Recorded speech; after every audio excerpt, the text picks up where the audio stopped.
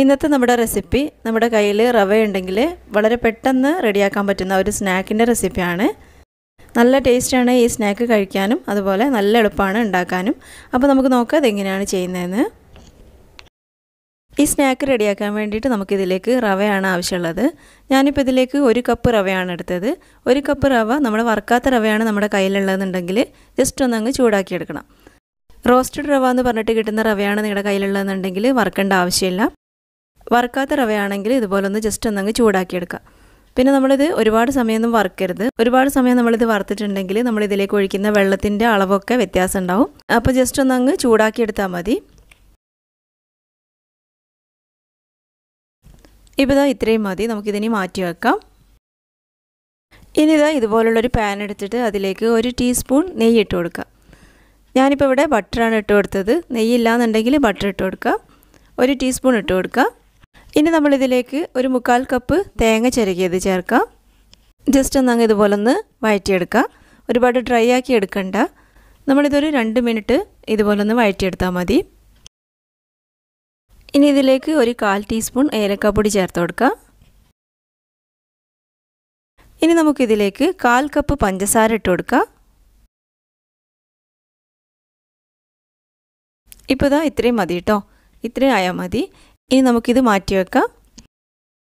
ഇനി നമുക്കിതുപോലുള്ളൊരു പാനിലേക്ക് 2 കപ്പ് വെള്ളം ഒഴിച്ചു കൊടുക്കുക.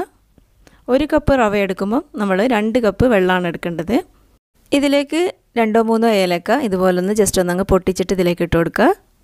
ഈ വെള്ളം നന്നായിട്ടൊന്ന് തിളച്ച് വരുമ്പോൾ നമുക്കിതിലേക്ക് 1/2 കപ്പ് പഞ്ചസാര ചേർത്ത് കൊടുക്കുക. 1/2 കപ്പിൻ്റെ കപ്പാണ് കേട്ടോ അത്. ഇനി ഇതിലേക്ക് 2 നുള്ളു ഉപ്പ് ചേർത്ത് കൊടുക്കുക. ഈ വെള്ളം നന്നായിട്ടൊന്ന് തിളച്ച് വരുമ്പോൾ നമുക്കിതിലേക്ക് നമ്മൾ എടുത്ത് വെച്ച 1 കപ്പ് റവ ഇതിലേക്ക് ഇട്ട് കൊടുക്കുക. ഇതുപോലെ നന്നായിട്ട് ഇളക്കി കൊടുക്കുക. റവ ഇട്ട ഉടനെ തന്നെ നമ്മൾ ഇതുപോലെ ഇളക്കി കൊടുക്കണം കേട്ടോ, അതല്ലെങ്കിൽ റവ പെട്ടെന്ന് കട്ട പിടിച്ച് പോകും. കുറച്ച് സമയം ഇതുപോലെ റവയൊന്ന് വേവിച്ചെടുക്കുക. ഇതിലുള്ള വെള്ളമൊക്കെ നന്നായിട്ട് വറ്റുന്നവരെ നമ്മൾ ഇതുപോലെ ഇളക്കിക്കൊണ്ടിരിക്കണം.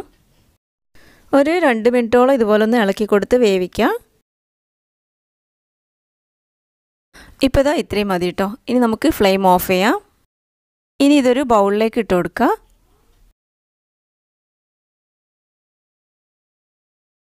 ഇത് ചൂടാറുന്നതിന് മുമ്പേ തന്നെ നമ്മളിത് കുഴച്ചെടുക്കണം. അപ്പോൾ ഇത് നല്ല ചൂടുള്ളത് കൊണ്ട് ഇതുപോലുള്ളൊരു ഗ്ലാസ്സോ അല്ലെങ്കിൽ എന്തെങ്കിലും ഒരു പാത്രം വെച്ചിട്ട് ഇതുപോലെ ഒന്ന് കുഴയ്ക്കുക ആദ്യം. ഇത് ജസ്റ്റ് ഒന്ന് ചൂടാറിയതിന് ശേഷം നമ്മുടെ കൈ കൊണ്ട് നന്നായിട്ട് കുഴച്ചെടുക്കണം. നല്ല സോഫ്റ്റായിട്ട് കിട്ടുന്നവരെ ഇത് കുഴച്ചെടുക്കാം.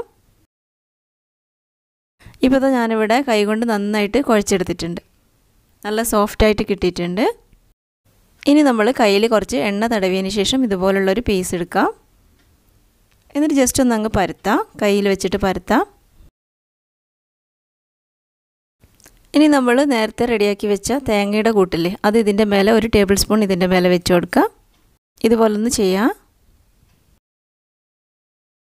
ഇപ്പോൾ നമുക്കിത് ഏത് ഷേപ്പിൽ വേണമെങ്കിലും ചെയ്യാം. നമുക്കിതുപോലുള്ളൊരു ബോൾ ഷേപ്പിലാണ് വേണ്ടതെന്നുണ്ടെങ്കിൽ അങ്ങനെ ചെയ്യാം, അതല്ലെങ്കിൽ ഈ ഒരു ഷേപ്പ് ആക്കിയെടുക്കുക. ഞാനിപ്പോൾ ഇതാ ഇവിടെ ഈ ഒരു ഷേപ്പിലാണ് ഉണ്ടാക്കിയെടുക്കുന്നത്.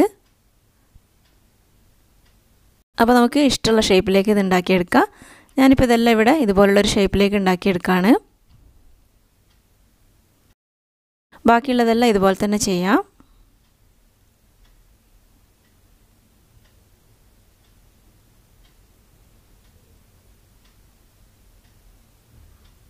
ഞാനിപ്പോൾ ഇതെല്ലാം ഇതുപോലെ ചെയ്ത് വെച്ചിട്ടുണ്ട്. ഇതുപോലൊരു ഷേപ്പാക്കി എടുത്തിട്ടുണ്ട്. പിന്നെ നമുക്കിത് വേണമെങ്കിൽ ഇങ്ങനെ തന്നെ ഫ്രൈ ചെയ്തെടുക്കാം. ഇങ്ങനെ തന്നെ ഫ്രൈ ചെയ്തിട്ടുണ്ടെങ്കിലും നല്ല ടേസ്റ്റ് തന്നെ ആയിരിക്കും. ഞാനിപ്പോൾ ഇവിടെ മുട്ടയിലൊന്ന് ഡിപ്പ് ചെയ്തതിന് ശേഷം ബ്രെഡ് ക്രംസിലൊന്ന് കോട്ട് ചെയ്തിട്ടാണ് ഫ്രൈ ചെയ്തെടുക്കുന്നത്. ഇനി നമുക്കിതിലേക്ക് കുറച്ച് ബ്രെഡ് ക്രംസ് വേണം. പിന്നെ ഒരു മുട്ട ഇതിലേക്ക് പൊട്ടിച്ചൊഴിക്കാം. ഈ മുട്ട നന്നായിട്ടൊന്ന് ബീറ്റ് ചെയ്യാം. ഇനി നമ്മൾ ഷേപ്പാക്കി വെച്ച ഓരോന്ന് എടുത്തിട്ട് ഇതുപോലെ മുട്ടയിലൊന്ന് ഡിപ്പ് ചെയ്യാം. എന്നിട്ട് ബ്രെഡ് ക്രംസിൽ ഇതുപോലെ ഒന്ന് കോട്ട് ചെയ്തെടുക്കാം. ബാക്കിയുള്ളതെല്ലാം ഇതുപോലെ ഒന്ന് ചെയ്ത് വെക്കാം ആദ്യം.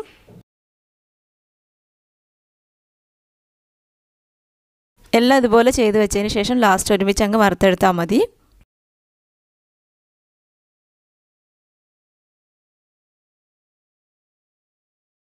ഞാനിപ്പോൾ ഇതെല്ലാം ഇവിടെ ബ്രെഡ് ക്രംസിലൊന്ന് കോട്ട് ചെയ്ത് വെച്ചിട്ടുണ്ട്.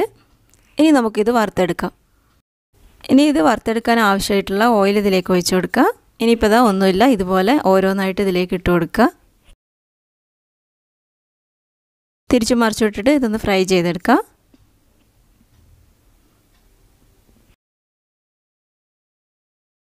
ഇപ്പോൾ ഇതാ നമുക്ക് എളുപ്പത്തിൽ റെഡിയാക്കി എടുക്കാൻ പറ്റുന്ന നല്ല ടേസ്റ്റി ആയിട്ടുള്ള സ്നാക്ക് ഇവിടെ റെഡി ആയിട്ടുണ്ട്. അപ്പോൾ എല്ലാവരും ഇതുപോലെ ഒന്ന് ചെയ്ത് നോക്കുക. നല്ല ടേസ്റ്റാണ് കഴിക്കാൻ, നല്ല എളുപ്പമാണ് ഉണ്ടാക്കാനും.